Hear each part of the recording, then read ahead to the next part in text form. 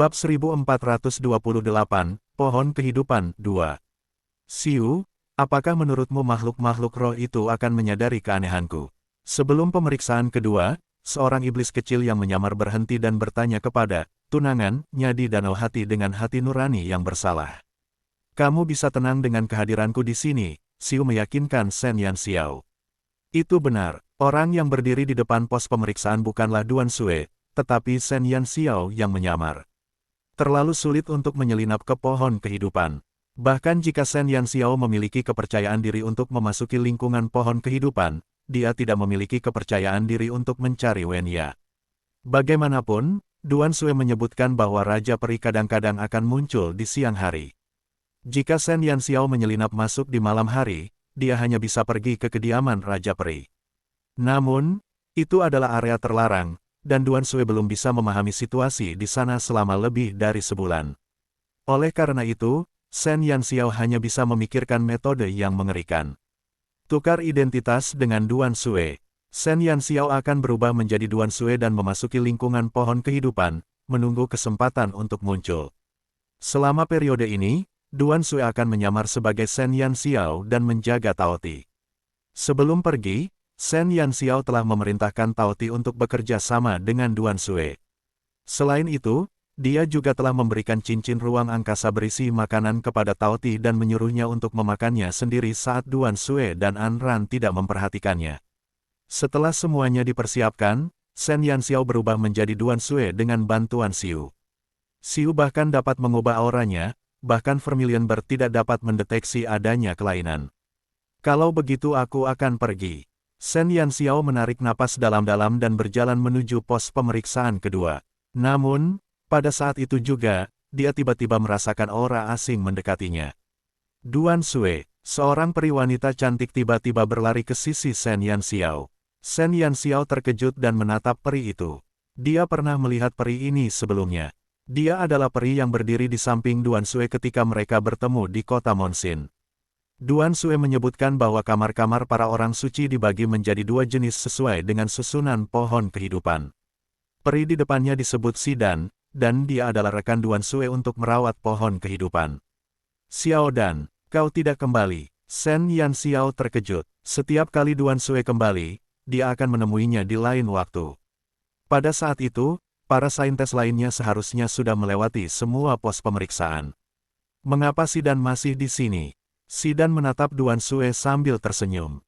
Aku menunggumu, menungguku. Shen Yanxiao bingung. Dia tidak mendengar Duan Xue menyebutkan bahwa ada perjanjian seperti itu antara dirinya dan Xidan.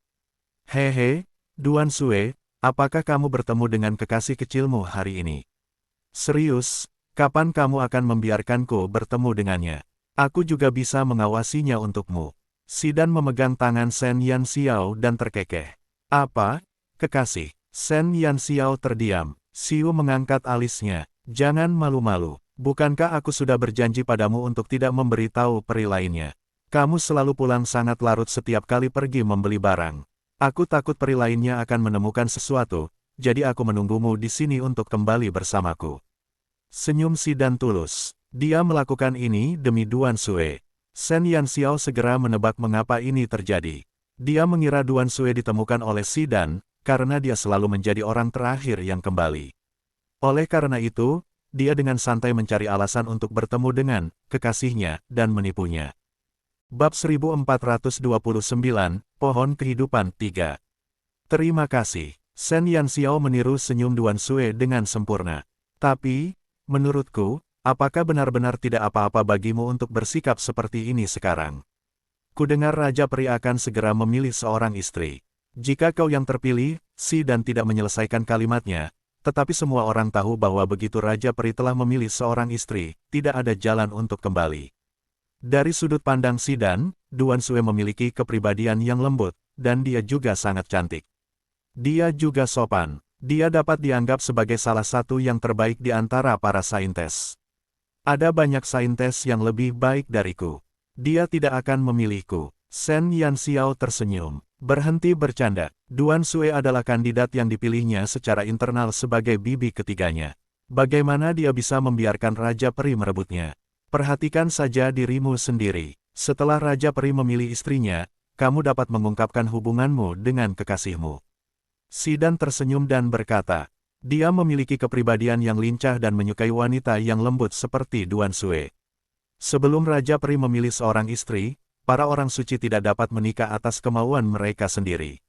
Namun, setelah Raja Peri menikah, mereka dapat menikahi peri laki-laki dari pengawal bulan perak. Setelah melewati 2 pos pemeriksaan terakhir bersama Sidan, para makhluk roh dan elf tidak menyadari ada yang salah dengan Shen Yanxiao. Memasuki area pohon kehidupan, Shen Yanxiao dapat melihat pohon besar tepat di depan matanya.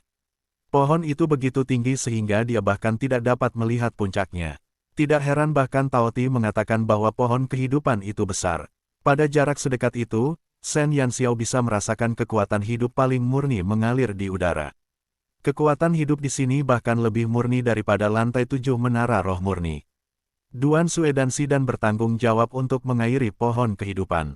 Setiap hari, mereka akan mengambil air dari mata air cahaya bulan di dekat pohon kehidupan dan mengairi akar pohon kehidupan. Karena pohon kehidupan sangat besar, ada lebih dari 10 orang suci yang bertanggung jawab untuk mengairinya. Shen Yanxiao berusaha sekuat tenaga untuk memerankan Duan Sue. Dia tahu bahwa jika terjadi kesalahan, dia tidak akan menjadi satu-satunya yang akan menderita. Bahkan Duan Sue mungkin akan terlibat. Setelah mengamati pohon kehidupan dari jarak dekat, Shen Yanxiao akhirnya menyadari betapa besarnya pohon itu. Pada saat yang sama, ia mengamati dengan saksama keadaan pohon kehidupan. Di dahan-dahan pohon, ia dengan cermat memperhatikan beberapa daun yang layu. Situasi seperti itu benar-benar tidak normal di pohon kehidupan. Apakah kamu juga menyadarinya? Sidan berdiri di samping Shen Yanxiao dan menatap daun-daun yang layu itu. Apa? Tanya Shen Yanxiao. Sidan berbisik, pohon kehidupan tampaknya sedang sakit. Mengapa kamu berkata seperti itu? Sidan melihat sekeliling. Melihat para saintes lainnya sibuk dengan urusan mereka sendiri, dia berkata dengan suara kecil, pohon kehidupan memiliki vitalitas yang paling ulet di antara semua makhluk hidup di dunia. Pohon itu telah ada selama puluhan juta tahun, dan bahkan telah ada sebelum para elf lahir. Namun, setelah bertahun-tahun, saya tidak pernah mendengar tanda-tanda layu. Namun, dalam beberapa ratus tahun terakhir, beberapa daun layu mulai muncul di pohon kehidupan. Saya mendengar, Sidan menelan ludahnya dan berkata, 100 tahun yang lalu, seekor binatang ajaib melukai pohon kehidupan, dan itulah sebabnya pohon kehidupan berada dalam kondisi seperti itu. Binatang ajaib itu saat ini dipenjara di ruang bawah tanah. Shen Yanxiao menyipitkan matanya. Pohon kehidupan begitu besar sehingga Tao Ti tidak dapat melukainya dengan satu gigitan pun. Dia tidak mengira bahwa pohon kehidupan sakit karena Tao Ti. Bab 1430, Pohon Kehidupan 4. Biar ku beritahu, bukan hanya kami. Para saintes lainnya juga mengatakan bahwa area yang menjadi tanggung jawab mereka memiliki daun-daun yang layu. Selain itu, para tetua akan memetik daun-daun yang layu itu di malam hari. Meski begitu, akan ada daun-daun layu baru yang muncul setiap hari. Aku ingin tahu apa yang dilakukan binatang ajaib itu pada pohon kehidupan. Itu terlalu berlebihan. Sidan agak marah. Dalam benak para elf, pohon kehidupan itu suci dan tidak dapat diganggu-gugat. Pikiran tentang binatang ajaib yang menyakiti pohon kehidupan membuatnya marah. Shen Yanxiao menyentuh hidungnya dan tetap diam. Tao Ti sebenarnya cukup polos. Dia curiga kalau kelainan pada pohon kehidupan itu disebabkan oleh polusi, tapi dia tidak mungkin asal menyebarkan rumor kepada Sidan. Setelah seharian bekerja keras, Shen Yanxiao dan Sidan kembali ke asrama untuk beristirahat. Meskipun mereka tinggal di kamar yang sama, kamar di sini 5 kali lebih besar daripada kamar tunggal yang disediakan untuk pengawal bulan perak. Perlakuan terhadap para orang suci adalah yang kedua setelah Raja Peri. Selama beberapa hari berikutnya, Shen Yanxiao memainkan peran Duan Sue, tetapi dia belum pernah bertemu dengan Raja Peri, yang membuatnya merasa tidak berdaya. Namun, selama beberapa hari ini, Shen Yanxiao samar-samar merasa bahwa pohon kehidupan itu aneh. Setiap kali dia mendekati pohon kehidupan, akan ada dua reaksi yang berbeda. Yang satu berasal dari sumber kehidupan yang bergantung pada pohon kehidupan, dan yang satu lagi berasal dari hatinya. Entah mengapa, setiap kali Shen Yanxiao mendekati pohon kehidupan, secara tidak sadar dia akan merasakan permusuhan yang kuat. Shen Yanxiao menganggapnya aneh. Pada hari ke-15 setelah Shen Yanxiao memasuki area sekitar pohon kehidupan, Raja Peri akhirnya muncul. Pagi-pagi sekali, Shen Yanxiao dan Xidan menuju ke pohon kehidupan. Namun, begitu mereka tiba, mereka melihat komandan utama pengawal bulan perak, Fen Chu, berdiri di satu sisi dengan ekspresi serius. Di sampingnya ada peri tampan berjubah putih. Dia adalah peri yang sangat tampan, sampai-sampai orang-orang akan terkesiap kaget hanya dengan sekali pandang. Kulitnya seputih giok, dan fitur wajahnya yang indah sempurna. Mata hijau zamrudnya sedikit menyipit, seolah-olah makhluk hidup di dunia tidak dapat dibandingkan dengan sedikit pun rayuan di matanya. Rambut peraknya yang panjang terurai di bahunya. Dia hanya berdiri di sana dengan tenang, tetapi itu telah menjadi pemandangan yang paling indah. Shen Yanxiao selalu percaya bahwa Lan Xi adalah peri paling tampan yang pernah dilihatnya. Meskipun Fen Chu juga sangat tampan, dia lebih memiliki penampilan seperti seorang prajurit. Namun, elf di depannya jauh melampaui Fen Chu dan Lan Xi. Jika Shen Yanxiao membandingkannya dengan laki-laki yang dimilikinya, mungkin hanya penampilan Xiu yang bisa mengalahkannya. Bahkan Shen Xiu hanya setara dengan elf itu. Raja Peri. Dua kata itu langsung muncul dalam pikirannya. Rajaku. Di depan pohon kehidupan, semua peri berlutut dan menyembah Raja Peri. Shen Yanxiao mengikutinya, tetapi matanya mencari sosok lain. Di belakang Raja Peri, dia melihat sosok ramping. Manusia perempuan bertubuh pendek itu berdiri di belakang Raja Peri dengan ekspresi santai. Tidak ada jejak kekaguman atau kesungguhan di wajahnya. Sebaliknya, ada senyum tipis di wajahnya saat dia menatap para peri yang berlutut dengan ekspresi tertarik. Wajah itu benar-benar mirip dengan gambaran yang dilihat Shen Yanxiao di sumber kehidupan. Selain warna rambut dan matanya, semuanya hampir sama. Bab 1431, Raja Peri 1. Wen Ya, jantung Shen Yanxiao berdebar kencang. Dampaknya saat melihat hantu dan tubuh fisiknya sama sekali berbeda. Kekerabatan dalam darahnya membuatnya secara tidak sadar ingin berjalan mendekat, tetapi rasionalitasnya menekan nalurinya. Shen Yanxiao menekan kegembiraan dalam hatinya dan mengalihkan pandangannya dari Wen Ya. Ini sulit bagimu. Pohon kehidupan mampu tumbuh dan berkembang berkat perhatian dan kepedulianmu.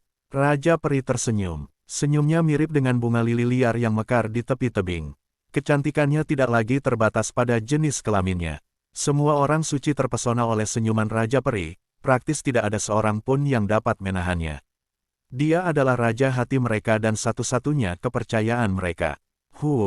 Kalau Raja Peri menyukaiku, aku rela kehilangan 100 tahun hidupku.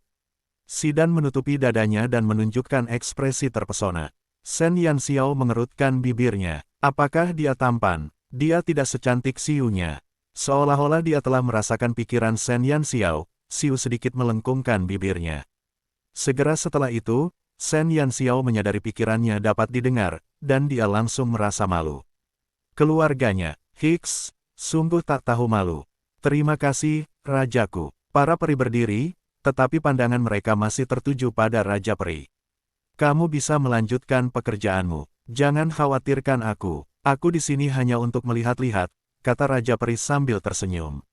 Sekelompok orang bodoh yang sedang jatuh cinta lainnya matanya melotot. Shen Yanxiao memiliki banyak pria tampan di sisinya, dan dia bahkan memiliki pria tampan nomor 1 di dunia. Pertahanannya terhadap kecantikan sangat luar biasa. Alhasil, awalnya dia hanya terkejut dengan penampilan Raja Peri. Tak lama kemudian, dia mulai mengkritik penampilannya dalam hati. Matanya tidak sedalam Xiu, hidungnya tidak seindah Xiu, mulutnya tidak seindah Xiu, alisnya tidak seindah Xiu, dan fisiknya tidak ada bandingannya. Membayangkan 8 bungkus makanan Xiu yang samar-samar terlihat membuat Shen Yanxiao merasa puas.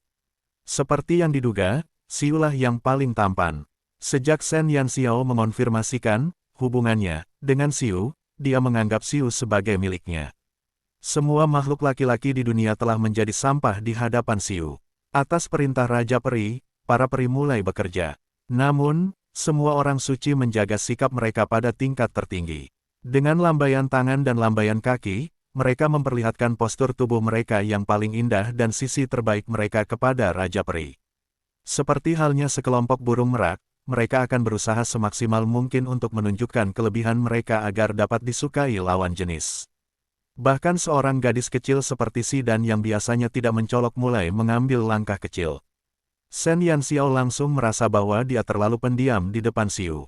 Mereka terlalu tidak berpengalaman. Wen Ya, yang telah menonton pertunjukan yang bagus, terdiam saat melihat penampilan mereka. Raja Peri menoleh ke arah Wen Ya, seorang ras campuran yang pernah hampir menjadi istrinya. Tatapannya begitu lembut sehingga orang akan mengira dia sedang melihat keturunannya, dan senyum yang langsung membunuh semua peri pun mengembang di bibirnya. Mereka masih muda. Wen Ya tampaknya kebal terhadap senyuman mematikan seperti itu. Hampir tidak ada fluktuasi dalam ekspresinya. Jika Anda tidak keluar dan memprovokasi mereka, saya yakin mereka akan menjadi jauh lebih normal. Fen Chu mengerutkan kening. Dia tidak menyukai sikap Wen Ya terhadap Raja Peri. Namun, karena Raja Peri tidak mengatakan apa-apa, dia hanya bisa berdiri diam di satu sisi dan berjaga. Bab 1432, Raja Peri 2. Raja Peri nampaknya sudah terbiasa dengan sarkasme Wen Ya, karena dia tidak terlalu mempermasalahkannya. Kau sudah terlalu lama berada di dunia manusia. Kau semakin tidak seperti peri. Wen Ya mengangkat bahu dan berkata, aku bukan peri sungguhan. Kau seharusnya sudah tahu itu. Aku memiliki setengah darah manusia di dalam diriku. Tapi kamu juga memiliki setengah garis keturunan elf. Wen Ya, kamu tumbuh di benua Dewa Bulan, kamu seharusnya ada di sini. Raja Elf mendesah. Wen Ya melirik Raja Peri. Aku ingat seseorang secara pribadi mengusirku dari benua Dewa Bulan saat itu dan mengatakan kepadaku bahwa makhluk ras campuran tidak diterima di sini. Maafkan aku. Ekspresi Raja Peri menjadi gelap. Tidak perlu, aku hanya tawananmu. Wen Ya tidak menerima permintaan maaf Raja Peri. Sulit dibayangkan siapa yang bisa bersikap begitu kasar kepada Raja Peri. Wen Ya, Raja Peri merasa tidak berdaya. Wen Ya, sudah cukup. Dengan ekspresi dingin, Fen Chu berdiri di antara Raja Peri dan Wen Ya. Tangannya sudah memegang belati di pinggangnya. Wen Ya mencibir dan mengangkat alisnya saat dia menatap Fen Chu. Apa, kau ingin melawanku? Fen Chu berkata, jika kau berbicara seperti itu kepada rajaku lagi, aku tidak keberatan mengajarimu etika yang seharusnya dimiliki oleh seorang peri. Peri, lucu sekali. Wen Ya mencibir. Suasana di antara ketiga pihak berubah menjadi suram. Suasana akan meledak kapan saja. Shen Yanxiao berdiri tidak jauh dari situ. Meskipun dia tidak mendengar pembicaraan mereka, konfrontasi antara Fen Chu dan Wen Ya membuatnya khawatir. Apa yang diinginkan Fen Chu? Shen Yanxiao menggertakkan giginya. Jika wajah kaku ini berani menyerang ibunya, dia tidak akan membiarkannya bersenang-senang. Tunggu dan lihat saja. Xiu merasakan gejolak batin Shen Yanxiao dan segera menghiburnya. Tapi, Shen Yanxiao sangat cemas. Kekuatan Wen Ya tidak bisa dibilang hebat, tapi Fen Chu adalah komandan utama pengawal bulan perak dan satu-satunya peri emas selain Raja Peri. Jika Wen Ya bertarung melawannya, dia pasti akan menderita. Darah campuran itu tidak selemah yang kau kira. Apa? Saat Shen Yanxiao berada dalam dilema, Wen Ya dan Fen Chu mulai bertarung. Satu sosok tinggi dan satu sosok pendek terjalin bersama dalam sekejap, dan api peperangan pun berkobar. Semua peri terkejut dengan apa yang mereka lihat. Manusia itu benar-benar bisa bertarung langsung dengan panglima tertinggi pengawal Silver Moon. Ini sungguh tidak dapat dipercaya. Semua orang tahu bahwa Fen Chu adalah ahli nomor satu di antara para elf, dan kekuatannya hanya kalah dari Raja Elf. Manusia wanita itu tampak lemah, tetapi dia memiliki keberanian untuk menantang Fen Chu. Tak satu pun elf percaya bahwa manusia itu adalah lawan Fen Chu. Namun, yang mengejutkan mereka adalah bahwa Wen Ya tidak jatuh ke posisi yang tidak menguntungkan saat dia bertukar pukulan dengannya. Pukulan dan tangkisnya begitu cepat sehingga menyilaukan mata mereka. Dia tidak memberi Fen Chu kesempatan untuk mendapatkan pijakan. Shen Yanxiao menatap ibunya dengan heran. Dia tidak percaya bahwa kekuatan Wen Ya. Biadab sekali ini. Percakapan singkat itu mengejutkan Shen Yanxiao. Dia yakin bahwa Wen Ya tidak lebih lemah darinya. Faktanya, dia lebih kuat darinya. Shen Yanxiao benar-benar terkejut. Dalam kesannya, Wen Ya selalu menjadi wanita yang lembut dan lemah dengan penampilan seperti istri yang berbudi luhur dan ibu yang penyayang. Namun hari ini, dia menyadari bahwa ibunya juga merupakan karakter yang kejam yang tidak mau mengalah pada laki-laki. Bab 1433, Raja Peri 3. Ibu, apakah ayah tahu kalau kamu begitu hebat? Shen Yanxiao diam-diam menyalakan sebatang dupa untuk ayahnya. Xiu, bisakah kau membantuku mendengar percakapan mereka? Melihat Wen Ya dan Fen Chu terlibat dalam pertarungan sengit, Shen Yanxiao ingin sekali mendengar beberapa informasi. Ia tidak ingin ibunya terluka sedikit pun. Tentu, Xiu akan mengabulkan apapun yang diminta Shen Yanxiao. Xiu menyebarkan persepsinya kepada Shen Yanxiao dan dia segera mendengar suara Wen Ya. Fen Chu, apakah kau benar-benar berpikir bahwa kau tak terkalahkan hanya karena kau adalah panglima tertinggi pengawal bulan perak? Wen Ya sempat mengejek Fen Chu selama pertarungan. Shen Yanxiao benar-benar ingin berlutut di hadapan ibunya yang lembut namun kejam ini. Fen Chu menggertakkan giginya dan menatap Wen Ya. Dia tidak menyangka orang berdarah campuran ini begitu kuat. Setelah puluhan kali pertukaran, dia tidak berhasil mendapatkan keuntungan apapun dari Wen Ya. Fen Chu belum pernah menghadapi situasi seperti itu. Asisten Fen Chu, sudah cukup. Semakin lama Raja Peri menatap mereka, semakin marah perasaannya. Dia tidak berdaya. Saat Raja Peri memarahinya, Fen Chu segera menjauh dari Wen Ya. Wen Ya mendarat dengan anggun di tanah dan menepuk-nepuk debu di lengan bajunya dengan santai. Tidak ada sedikit pun tanda kelelahan di wajahnya yang lembut dan cantik. Fen Chu, biar ku beritahu. Peri lain mungkin takut padamu, tapi aku tidak. Memangnya kenapa kalau kamu peri emas?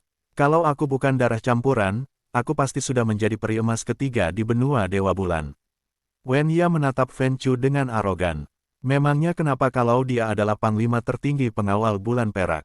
Dia tidak akan memberinya muka apapun meskipun dia adalah Raja Peri. Di dunia ini, selain suaminya Shen Yu, hanya putrinya Shen Yanxiao yang bisa membuat Wen Ya rela menderita. Fen Chu menatap Wen Ya dengan heran. Fen Chu tidak memiliki banyak kesan tentang Wen Ya. Sebelum dia mengungkapkan identitas ras campurannya, dia hanya menganggapnya sebagai peri biasa. Kemudian, dia dipilih oleh Raja Peri, dan identitas Wen Ya kemudian terungkap. Akibatnya, Fen Chu hanya memiliki sedikit kesan tentangnya. Akan tetapi, bahkan dalam mimpinya yang terliar sekalipun, Fen Chu tidak pernah menduga Wen Ya akan sekuat itu. Fen Chu, Wen Ya sangat kuat. Dia tidak sesederhana yang kau kira. Raja Peri mendesah. Dia tampaknya sangat menyadari kekuatan Wen Ya. Jika bukan karena kekuatanmu, apakah kau berani menyelinap ke kota Monsin bersama manusia yang tidak sadarkan diri? Wen Ya, aku selalu tahu bahwa kau pemberani dan pandai bersembunyi. Jika kau bersedia, kau dapat terus tinggal di benua Dewa Bulan. Aku berjanji tidak ada elf yang akan menyakitimu. Wen Ya menatap Raja Peri. Kau tahu tujuanku. Jika aku hanya ingin hidup bebas, aku tidak akan kembali. Ada sedikit kekecewaan di mata Raja Peri. Kamu sudah mengatakan apa yang ingin kamu katakan. Aku sudah memutuskan. Kamu tidak perlu membuang-buang napas. Wen Ya tidak mau melanjutkan pembicaraan ini. Dia telah mendengar begitu banyak bujukan selama tinggal di kota Monsin. Namun, ada sesuatu yang lebih penting di hatinya. Suaminya, Shen Yu. Saya sudah menikah dengan Shen Yu. Saya adalah anggota keluarga Shen seumur hidup dan hantu setelah kematian. Identitas saya saat ini adalah wanita biasa, bukan mantan peri. Hatinya seperti batu besar yang tidak bisa digoyahkan.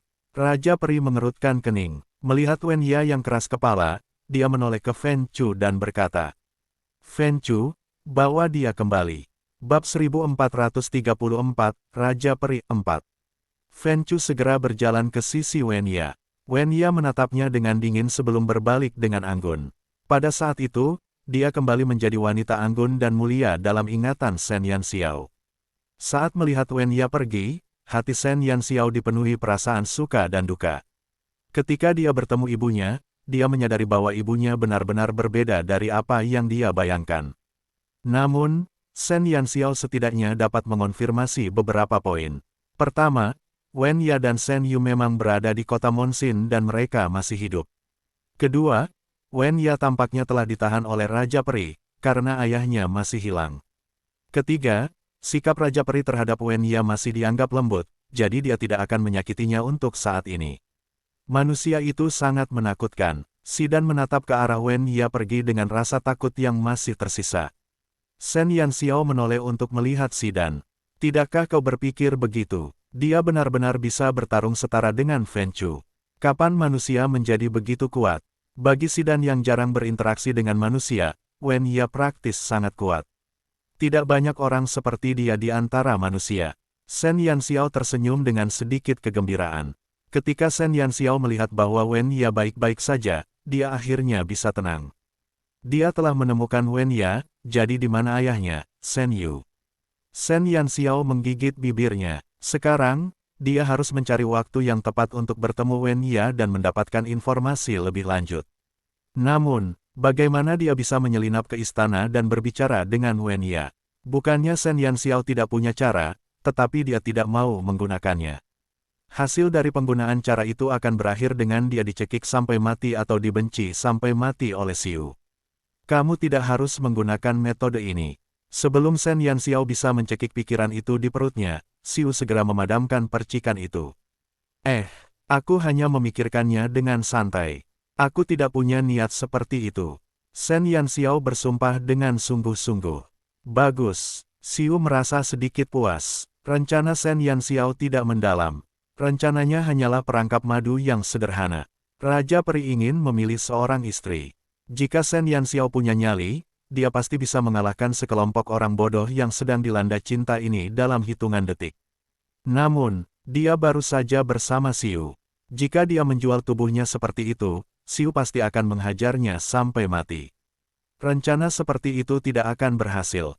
Shen Yanxiao tidak ingin merasakan kemarahan Xiu, jadi dia hanya bisa mencari cara lain.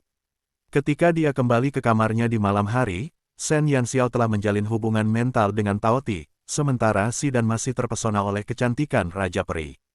Tao Ti, yang telah makan seharian penuh, dianggap biasa saja di hadapan Anran. Dia diam-diam berbicara dengan Shen Yanxiao. Dia menganggap hubungan spiritual antara dirinya dan gurunya sangat menarik. Tuan Gelombang, aku sudah makan banyak hal hari ini. Inti iblis, biji, buah berharga, seperti yang diharapkan dari seorang pecinta kuliner. Percakapannya dengan Shen Yanxiao selalu dimulai dengan makanan. Shen Yanxiao merasa tidak berdaya. Dia tidak berani meninggalkan Vermilion Bird di ruang bawah tanah, karena dia takut kedua musuh akan menghancurkan ruang bawah tanah begitu dia pergi. Dia hanya bisa menghubungi Tao Ti untuk memastikan apakah situasi di penjara bawah tanah masih baik-baik saja. Apakah Duan Sue baik-baik saja? Shen Yanxiao bertanya. Bagus sekali. Kalau bukan soal makanan, kalimat Tao Ti langsung menjadi ringkas.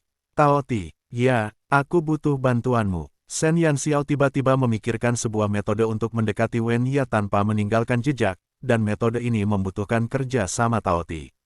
Bab 1435, Wen Ya 1. Saat itu malam yang tenang. Semua peri telah tidur, jadi kota Monsin sunyi. Namun, keheningan itu segera dipecahkan oleh suara gemuruh yang menggetarkan bumi. Segera setelah itu, tanah kota Monsin mulai bergetar hebat, dan semua elf terbangun oleh perubahan mendadak ini. Itu Tao Ti. Xidan bangkit dari tempat tidurnya karena ketakutan. 2 bulan telah berlalu sejak terakhir kali Tao Ti mengamuk. Tepat ketika semua elf mengira dia akan tenang untuk waktu yang lama, dia tiba-tiba meledak dengan raungan yang bahkan lebih mengerikan. Kali ini, raungan Tao Ti telah meliputi seluruh kota Monsin. Bumi berguncang, dan gelombang kejut melanda seluruh kota. Beberapa bagian ruangan mulai bergetar, dan ketakutan mulai menyebar diam-diam. Aku akan pergi melihatnya. Shen Yanxiao berdiri dengan ekspresi tenang. Jangan pergi. Hal-hal ini akan ditangani oleh para elf dari pengawal bulan perak. Kita harus tetap di kamar saja. Xidan memeluk selimut di depannya erat-erat karena takut. Dia belum pernah melihat Tao Ti sebelumnya, tetapi dia telah mendengar tentang betapa menakutkannya Tao Ti dari banyak elf. Itu adalah binatang ajaib yang sangat buas. Untuk menaklukkannya, mereka telah kehilangan ratusan anggota pengawal bulan perak. Pada akhirnya, jika bukan karena Raja Peri dan Fen Chu yang bekerja sama, tidak ada seorang pun yang mampu mengalahkannya. Tidak apa-apa, kamu istirahat dulu, aku akan segera kembali. Shen Yanxiao menghibur Xidan yang ketakutan, tetapi sedikit senyum melintas di matanya. Xidan ingin mencegah Shen Yanxiao, tetapi dia hanya bisa melihat tanpa daya saat Shen Yanxiao meninggalkan ruangan. Getaran bumi membuatnya takut meninggalkan ruangan. Seluruh kota Monsin kacau balau malam itu. Kemarahan Tao Ti yang tiba-tiba telah jauh melampaui kejadian-kejadian sebelumnya. Bahkan di area sekitar pohon kehidupan, mereka masih bisa mendengar auman binatang ajaib itu. Semua anggota pengawal bulan perak bergegas ke ruang bawah tanah pada saat pertama. Keributan itu bahkan membuat Fen Chu dan Raja Peri waspada.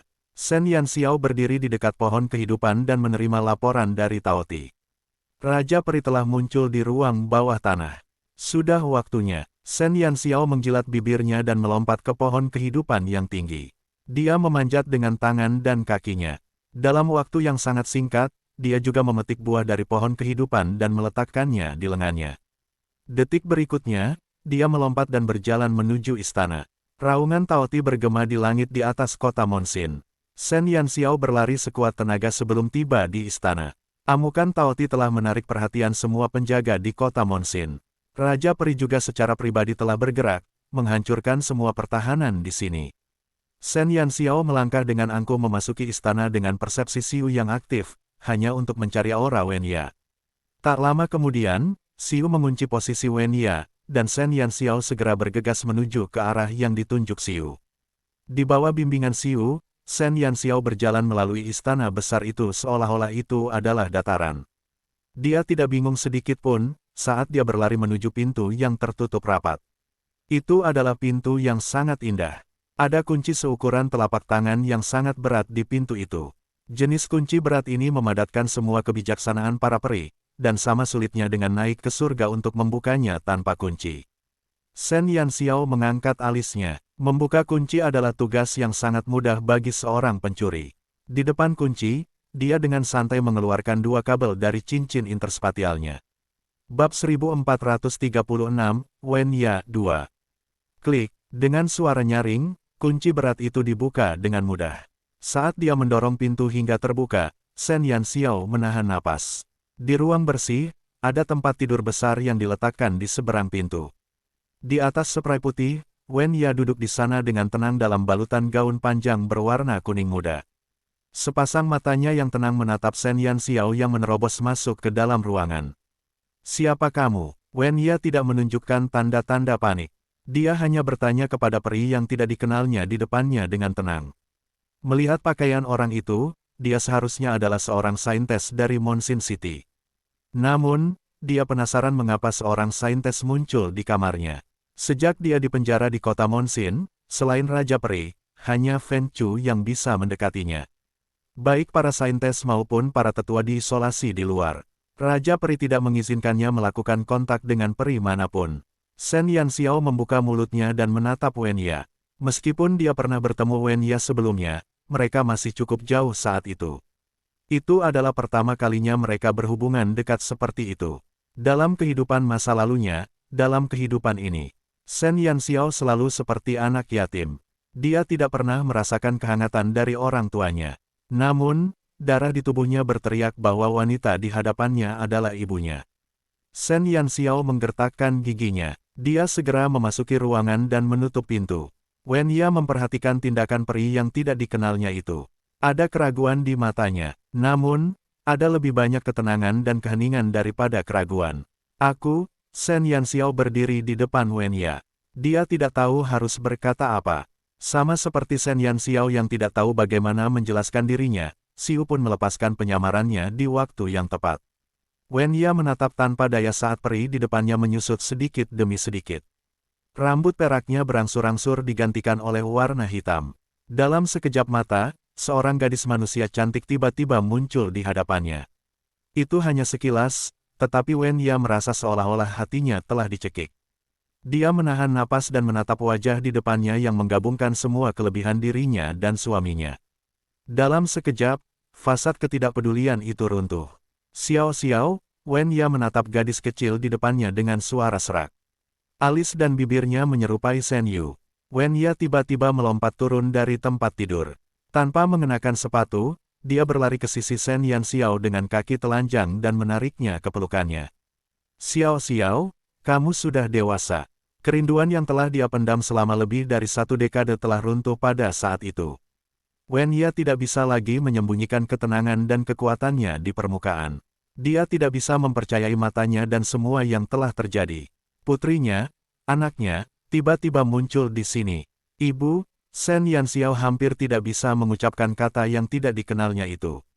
Awalnya dia mengira itu akan sangat canggung, tetapi dia tidak menyangka kata itu akan keluar begitu alami. Darah lebih kental dari air. Maafkan aku, pasti sangat menyakitkan bagimu untuk ditinggal sendirian di benua cemerlang. Maafkan aku karena aku bukan ibu yang baik. Wen Ya memeluk Shen Yanxiao erat-erat. Mereka telah berpisah selama lebih dari 1 dekade. Ketika Shen Yanxiao masih bayi dengan kain lampin, dia tidak punya pilihan selain meninggalkannya dan melarikan diri ke benua Dewa Bulan bersama suaminya. Sebagai seorang ibu, bagaimana mungkin Wen Ya tidak merindukan anaknya? Bab 1437, Wen Ya 3. Wen Ya mungkin kuat, dia mungkin kuat, tetapi kekuatan itu adalah tekadnya untuk menghadapi musuh-musuhnya. Namun menghadapi putrinya, tetesan air mata menetes di bahu Shen Yanxiao. Shen Yanxiao diam-diam memeluk wanita ini dengan penuh rasa bersalah. Setelah lebih dari 1 dekade, setidaknya Wen Ya dan Shen Yu masih hidup. Kenapa kamu di sini? Wen Ya menenangkan dirinya dan menatap Shen Yanxiao dengan khawatir. Bukankah seharusnya putrinya hidup bahagia di benua cemerlang? Mengapa dia muncul di benua Dewa Bulan? Selanjutnya dengan munculnya peri. Ceritanya panjang, Shen Yanxiao menatap Wen Ya sambil tersenyum pahit. Ibu dan anak itu saling mendukung dan duduk di kursi di ruangan itu. Shen Yanxiao perlahan menceritakan semua tentang hidupnya kepada Wen Ya. Kecuali Xiu, dia menceritakan semuanya. Wen Ya mendengarkan dengan tenang. Ketika dia mendengar tentang penderitaan Shen Yanxiao selama bertahun-tahun dan kehidupan yang menyenangkan yang telah dia jalani dalam beberapa tahun terakhir, air matanya mengalir di wajahnya. Saat itu, ayahmu dan aku disergap, dan kau direnggut paksa. Meskipun aku bisa menggunakan sumber kehidupan untuk melindungi jejak terakhir kehidupan ayahmu, pada akhirnya aku bukanlah peri sejati. Aku tidak bisa menjaga hidupnya lama-lama. Karena itu, aku tidak punya pilihan selain membawanya kembali ke benua Dewa Bulan dengan maksud menggunakan pohon kehidupan untuk menyelamatkannya. Sedangkan untukmu, anakku, aku hanya bisa meminta orang bijak untuk menyelamatkanmu. Wen Ya mengusap kepala Shen Yanxiao. Saat itu, meskipun dia selamat dari musibah, dia juga menderita luka parah. Saat itu, dia tidak berdaya menyelamatkan Shen Yanxiao. Di satu sisi, suaminya yang berada di ambang kematian, dan di sisi lain, putrinya yang hidup atau matinya tidak diketahui. Wen Ya terpaksa menemui jalan buntu. Jika bukan karena Shen Xiu, dia akan menjadi gila karena dua pilihan itu. Setelah mendapatkan janji Shen Xiu, Wen Ya membawa Shen Yu kembali ke benua Dewa Bulan, kampung halamannya. Shen Xiu telah memberinya kontrak jiwa yang dapat melindungi meridian jantung Shen Yu. Namun, ia harus bergantung pada pohon kehidupan untuk pulih sepenuhnya. Hanya kekuatan hidup yang kuat dari pohon kehidupan yang bisa menghidupkan kembali Shen Yu. Dulu, aku masih menjadi anggota elf, tetapi aku diusir dari benua Dewa Bulan karena identitas ras campuranku. Aku kembali lagi, karena tidak berani ketahuan oleh elf manapun, aku hanya bisa menemui mantan pengawalku, Yue Xi, dan paman kecilmu, Anran, secara pribadi dan meminta mereka mengatur segalanya untukku. Namun, pikiranku terlalu sederhana. Bahkan jika aku bisa membawa ayahmu ke pohon kehidupan, aku tidak bisa sepenuhnya menyembunyikan aura kami. Tidak lama kemudian, kami ditangkap oleh Raja Elf. Aku ditahan di istana olehnya, dan ayahmu tidak ditemukan dimanapun. Wen Ya agak sentimental saat dia mengingat semua yang terjadi saat itu. Menyusup ke kota Monsin adalah satu-satunya cara untuk menyelamatkan Shen Yu. Karena itu, dia tidak punya pilihan selain melakukannya. Saya bertemu dengan paman ketiga. Dia memberi saya benih malam ungu, dan dia berkata bahwa itu adalah kunci untuk menyelamatkan ayah saya. Shen Yanxiao mengeluarkan benih kecil dari cincin interspatialnya. Wen Ya memaksakan senyum dan berkata, Shen Jing adalah orang baik, tetapi aku tidak tahu di mana ayahmu di penjara. Selama bertahun-tahun, aku tidak berani bertindak gegabah karena aku takut Raja Peri akan menyakiti ayahmu. Ketika kami ditangkap, ayahmu sudah sadar kembali, tetapi tubuhnya masih lemah. Untuk menghilangkan racun dalam tubuhnya sepenuhnya, kami harus menggabungkan pohon kehidupan dan malam ungu. Selama bertahun-tahun, Raja Peri tidak mau membiarkanku melihat ayahmu, jadi sejujurnya aku tidak tahu di mana dia saat ini di penjara. Bab 1438, menyebabkan kekacauan. 1. Ibu, apakah maksudmu jika kita ingin mencari ayah? Kita hanya bisa bertanya kepada Raja Peri. Shen Yanxiao menyentuh dagunya. Dia belum pernah melihat Raja Peri beraksi, jadi sulit untuk mengukur kekuatannya. Kekuatan bertarung Fen Chu tidak buruk, dan Raja Peri seharusnya tidak kalah dengannya. Yang terburuk dari semuanya, Shen Yanxiao saat ini berada di kota Monsin. Jika dia melawan Raja Peri, dia mungkin akan segera dikepung oleh para peri dari semua sisi. Shen Yanxiao tidak takut dikepung. Yang ia takutkan adalah kemungkinan ia tidak dapat mengalahkan Raja Peri. Realitas membuktikan bahwa sekalipun Shen Yanxiao memiliki seperempat garis keturunan elf dalam tubuhnya, dia tidak memiliki sedikit pun kesadaran sebagai seorang elf. Wen Ya adalah orang aneh di antara para elf, tetapi dia tidak pernah berpikir untuk menyandera Raja Elf. Di sisi lain, Shen Yanxiao, pikiran pertama yang muncul di benaknya adalah mengikat Raja Elf. Aku sudah berusaha mendapatkan informasi tentang ayahmu darinya, tetapi dia bersikap waspada terhadapku dan tidak banyak memberitahuku. Wen Ya mendesah. Selama bertahun-tahun, dia tidak berselisih dengan Raja Peri. Di satu sisi, keberadaan Shen Yu tidak diketahui dan dia harus waspada. Di sisi lain, dia tidak mau melibatkan suku Monsin. Karena Yuesi dan Anran membantunya menyusup ke kota Monsin, suku Monsin langsung diturunkan pangkatnya setelah insiden tersebut. Yuesi juga kehilangan kekuatannya sebagai peri hitam dan diusir ke kota tingkat Qian. Jika dia sendirian, Wen Ya tidak akan patuh tinggal di istana. Mungkin kita bisa bernegosiasi dengan Raja Peri. Shen Yanxiao mengangkat alisnya, bukan pilihan yang bijaksana untuk menghadapi Raja Peri di wilayah para peri. Belum lagi bahwa keluarga ibunya semuanya adalah peri. Begitu konflik itu terungkap, dia mungkin tidak bisa terus tinggal di benua Dewa Bulan, apalagi membuka segel terakhir dan menemukan ayahnya, Shen Yu. Wen Ya menggelengkan kepalanya, kami tidak punya apa-apa di pihak kami. Raja Peri menguasai seluruh benua bulan. Apakah ada yang tidak bisa dia dapatkan? Shen Yanxiao menyipitkan matanya, sebuah alat tawar-menawar, dia tampaknya memilikinya, tetapi dia bertanya-tanya apakah Raja Peri akan membelinya. Ibu, aku pasti punya cara untuk bernegosiasi dengan Raja Peri. Jangan khawatir, aku akan membuatnya menyerahkan ayah. Shen Yanxiao sudah memikirkan cara yang bagus. Wen Ya menatap putrinya dengan heran. Dalam waktu yang singkat, ia menyadari bahwa Shen Yanxiao tidak sekanak-kanakan yang seharusnya ia tunjukkan di usianya. Sebaliknya, ia begitu dewasa sehingga bahkan sebagai ibunya, ia pun merasa heran. Jangan gegabah, ayahmu dan aku tidak ingin terjadi apa-apa padamu. Wen Ya khawatir, aku tahu batasku. Shen Yanxiao tersenyum pada Wen Ya. Dia bukan orang bodoh yang akan melakukan hal bodoh. Shen Yanxiao segera menghubungi Tao Ti dan mengiriminya sinyal. Sebelumnya, dia telah memutuskan untuk menyuruh Tao Ti memicu kerusuhan untuk menarik semua pasukan di kota Monsin. Alasan mengapa dia memilih melakukannya pada malam hari adalah karena Anran menjaga kota pada malam hari. Bahkan jika sesuatu terjadi, Fen Chu tidak akan melibatkan Duan Sui jika dia menyelidikinya. Bagaimanapun, Duan Sui mengandalkan ramuan penyamaran untuk berubah menjadi wujud Shen Yanxiao. Jika dia berhadapan dengan Fen Chu dan Raja Peri, tidak ada yang tahu apakah dia akan terbongkar. Selain itu, malam hari adalah waktu favorit pencuri. Malam hari memberikan perlindungan terbaik bagi orang seperti dia. Tao Ti, bagaimana keadaanmu? Bab 1439, menyebabkan kekacauan, 2. Tuan Gelombang, aku baik-baik saja di sini. Mereka mempesona lagi. Tao Ti, yang berada di ruang bawah tanah, membuka mulutnya dan meraung. Makanan yang disediakan oleh Shen Yanxiao telah memungkinkannya mengumpulkan banyak kekuatan. Bahkan jika itu hanya teriakan biasa, itu lebih berdampak daripada raungan seraknya sebelumnya. Tao Ti dengan patuh menyelesaikan tugas yang diberikan Shen Yanxiao kepadanya. Keempat cakarnya menggali tanah dengan sekuat tenaga, dan sosoknya yang seperti gunung membuat kota Monsin bergetar. Kelompok elf itu ketakutan dengan apa yang mereka lihat. Mereka takut Tao Ti akan terbebas dari belenggunya di detik berikutnya. Sebenarnya, Tao Ti tidak berniat untuk lari. Bagaimanapun, dia akan bebas begitu tuannya memanggilnya. Dia hanya berpura-pura. Segala macam tindakan tak tahu malu seperti dia menggali lubang besar di tanah dan dia berteriak sekeras-kerasnya hanyalah sandiwara. Para elf di ruang bawah tanah itu memasang ekspresi serius di wajah mereka.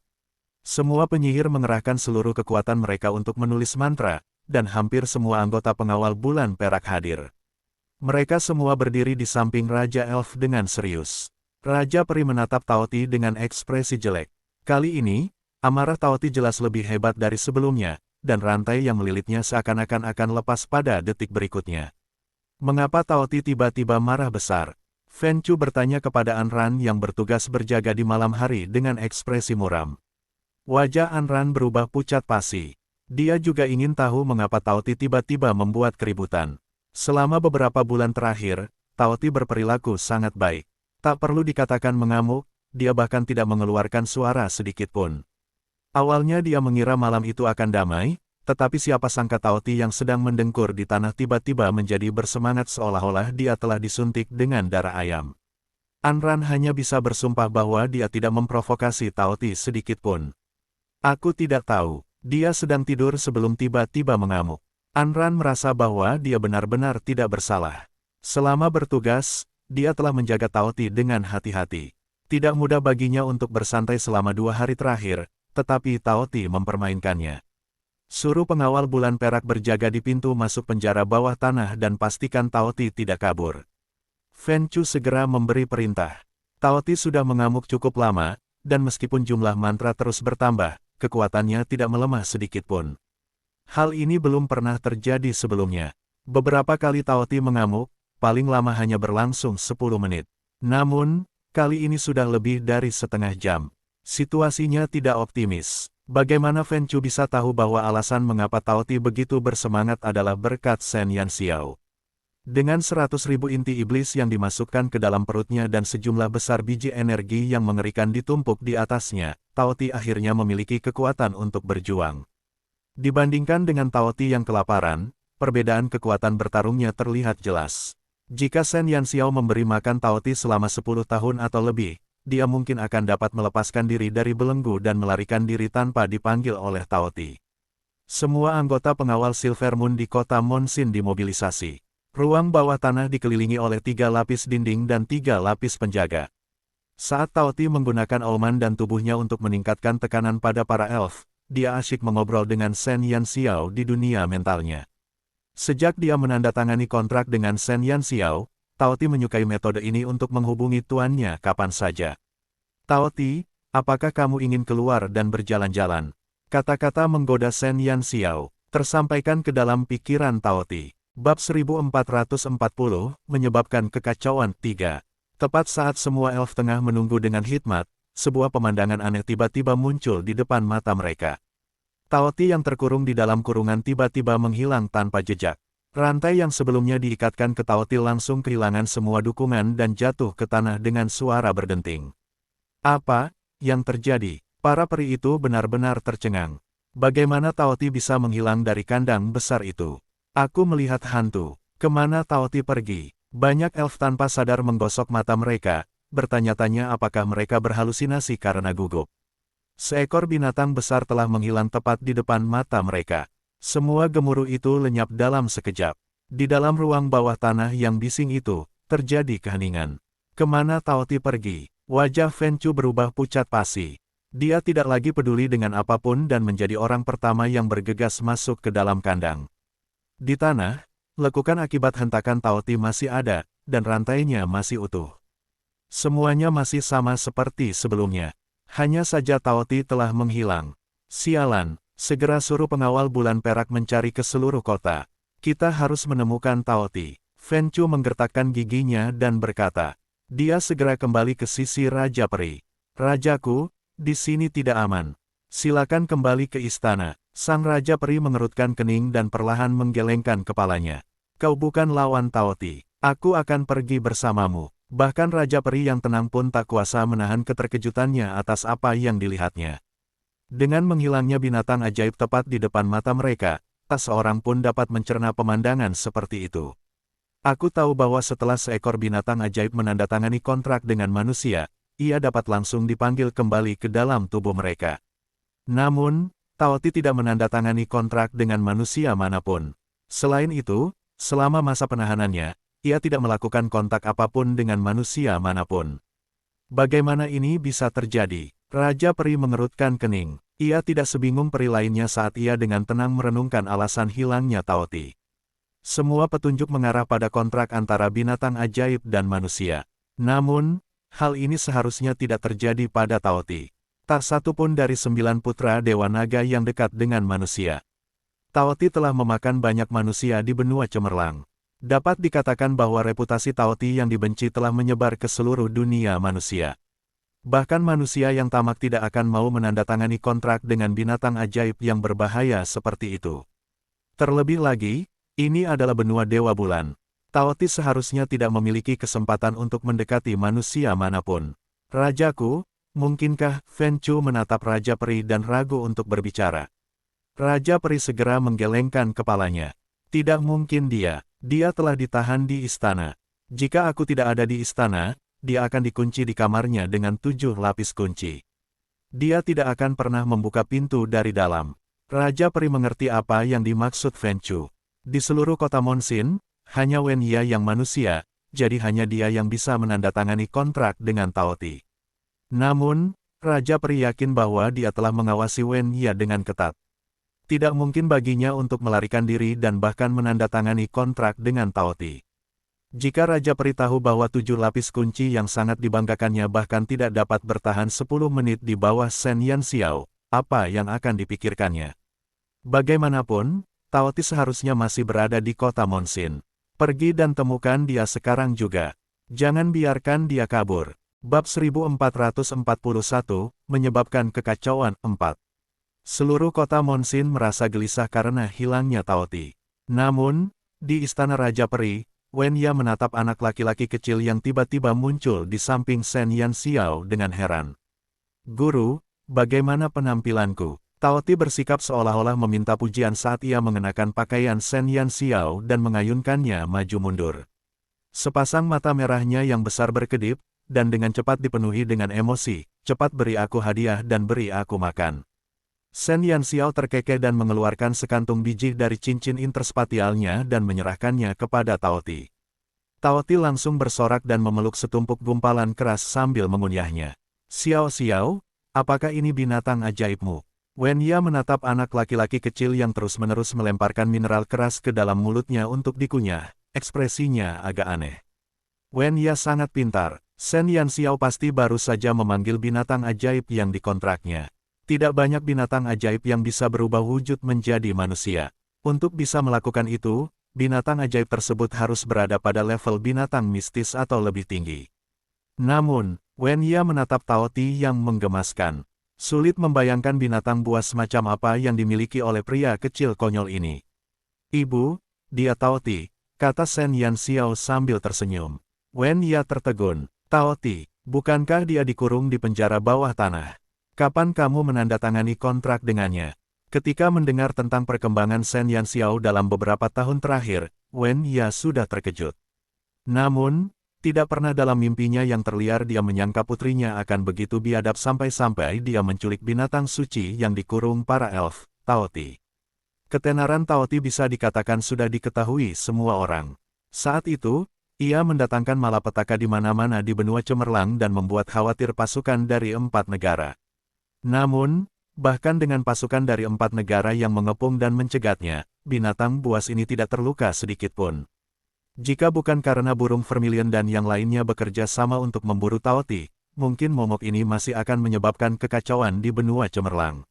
Lebih dari sebulan yang lalu, Shen Yanxiao menyentuh hidungnya. Dia malu mengatakan bahwa dia bermaksud memberikan binatang buas ini kepada Lan Fengli. Tapi bukankah binatang ajaib yang kau kontrak adalah Vermilion Bird? Wen Ye yakin bahwa ia belum mencapai tahap di mana ia buta karena usia tua. Sebelumnya, Shen Yanxiao dengan jelas menyebutkan bahwa ia telah menandatangani kontrak dengan Vermilion Bird, dan dengan demikian menjadi kandidat untuk kepala keluarga berikutnya. Kenapa sekarang jadi Tao Ti? Shen Yanxiao menatap Wen Ye dengan canggung dan memanggil burung Vermilion. Wen Ye tercengang saat seorang anak laki-laki kecil lucu lainnya muncul di samping Shen Yanxiao. Namaku Vermilion Bird. Vermilion Bird berbicara kepada Wen Ye dengan sikap sopan. Kamu punya 2 binatang ajaib. Wen Ye merasa dia akan pingsan. Dia belum pernah mendengar ada orang yang mampu menahan asal-muasal 2 binatang ajaib. Terlebih lagi, keduanya buas sampai batas tertentu. Yang satu adalah binatang mistis, sedangkan yang satu lagi adalah binatang suci. Tingkat binatang ajaib juga akan memengaruhi jumlah tekanan yang dirasakan kontraktor. Jika Shen Yanxiao telah menandatangani kontrak dengan 2 binatang ajaib tingkat rendah, Wen Ya tidak akan terlalu terkejut. Ya, Shen Yanxiao mengangguk dengan jujur. Wen Ya memegang dahinya sambil terdiam. Yah, dia selalu berpikir bahwa putrinya buas. Tapi sekarang, sepertinya dia lebih dari buas. Dia benar-benar luar biasa, menandatangani kontrak dengan dua binatang ajaib berada di atas level binatang mistis. Tuhan tahu bahwa salah satu dari mereka cukup untuk mendominasi benua Brilliance. Bab 1442, menyebabkan kekacauan 5. Kau benar-benar mengejutkanku. Jantung Wen Ya berdebar kencang. Putrinya sangat menjanjikan. Dia bahkan belum berusia 15 tahun, tetapi dia sudah melakukan banyak hal yang menggemparkan. Ini benar-benar memaksa para jenius dan ahli itu menuju kematian mereka. Baguslah aku tidak mempermalukanmu dan ayah. Shen Yanxiao tersenyum. Bagaimana pujian orang lain bisa dibandingkan dengan pujian ibunya? Wen Ya tertawa. Jika ayahmu tahu prestasimu saat ini, dia pasti akan sangat senang. Ibu, jangan khawatir. Aku akan membuat Raja Peri menyerahkan ayah. Shen Yanxiao menatap Wen Ya dengan penuh tekad. Apa rencanamu? Tanya Wen Ya. Shen Yanxiao tersenyum misterius dan berkata kepada Wen Ya, Ibu, tunggu saja pertunjukan yang bagus. Serahkan sisanya padaku. Tentu. Setelah memahami kekuatan Shen Yanxiao, Wen Ya merasa tenang menyerahkan masalah tentang suaminya kepada putrinya. Shen Yanxiao berbalik dan berkata kepada Tao Ti yang masih makan. Tao Ti, makanlah nanti. Mari kita bertarung dengan baik dulu. Tao Ti mengerjapkan matanya. Dia menatap Shen Yanxiao dan kemudian menatap makanan di tangannya dengan ekspresi berjuang. Aku sedikit lapar, dia telah mengeluarkan banyak energi sebelumnya. Sebelum Shen Yanxiao sempat berkata apa-apa, burung vermilion sudah berlari ke arah Tao Ti dengan langkah lebar. Dia memegang kantong biji dengan satu tangan dan menggunakan tangan lainnya untuk membuka mulut Tao Ti sebelum menuangkan semua biji ke dalam mulutnya. Kau terlalu banyak bicara, lakukan apa yang dia perintahkan. Cepat selesaikan. Vermilion Bird bersikap agak kejam pada Tao Ti. Vermilion Bird dengan kasar memasukkan segenggam biji ke dalam mulut Tao Ti. Tao Ti mengayunkan kedua cakar kecilnya kesakitan. Tetapi Vermilion Bird tidak bersimpati sama sekali. Akhirnya, setelah Tao Ti menelan semua makanan di mulutnya, dia menyeka air mata dari sudut matanya dan mengikuti Vermilion Bird keluar dengan kekuatannya yang tirani. Shen Yanxiao memegang lengan Wen Ya dan mengikuti mereka keluar. Di luar istana, cahaya bulan menyelimuti sekelilingnya. Cahaya bulan yang redup membawa jejak cahaya di tengah kegelapan malam. Tao Ti, Shen Yanxiao menatapnya. Ya, tunjukkan padaku kemampuanmu dan hancurkan kota Monsin. Shen Yanxiao menunjukkan senyum jahat.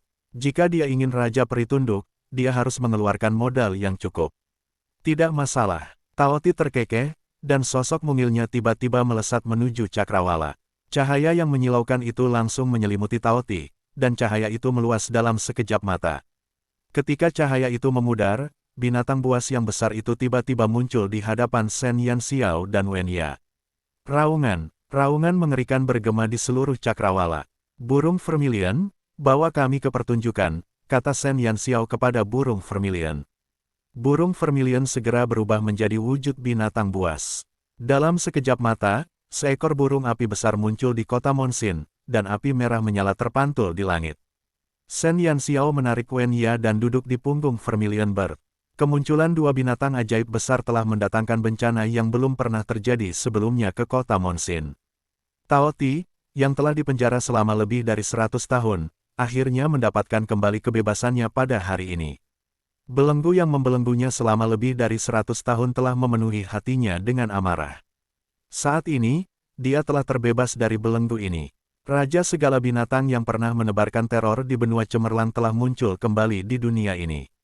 Bab 1443, menyebabkan kekacauan 6. Angin menderu, dan kuda-kuda meringkik. Tao Ti meraung, Tao Ti meraung. Kota Monsin diselimuti oleh raungan binatang buas. Bagi para peri, ini adalah mimpi buruk. Bagi Tao Ti, ini adalah pesta. Tidak ada yang menyangka bahwa Tao Ti, yang tiba-tiba menghilang dari penjara bawah tanah, akan muncul kembali di kota Monsin. Namun, berbeda dengan masa lalu. Raksasa ini telah keluar dari kandang, dan tidak ada lagi belenggu yang dapat menahan langkah kakinya. Para elf yang tersebar di sekitar kota Monsin untuk mencari Tao Ti tertarik oleh aumannya dan segera mulai mengerumuninya.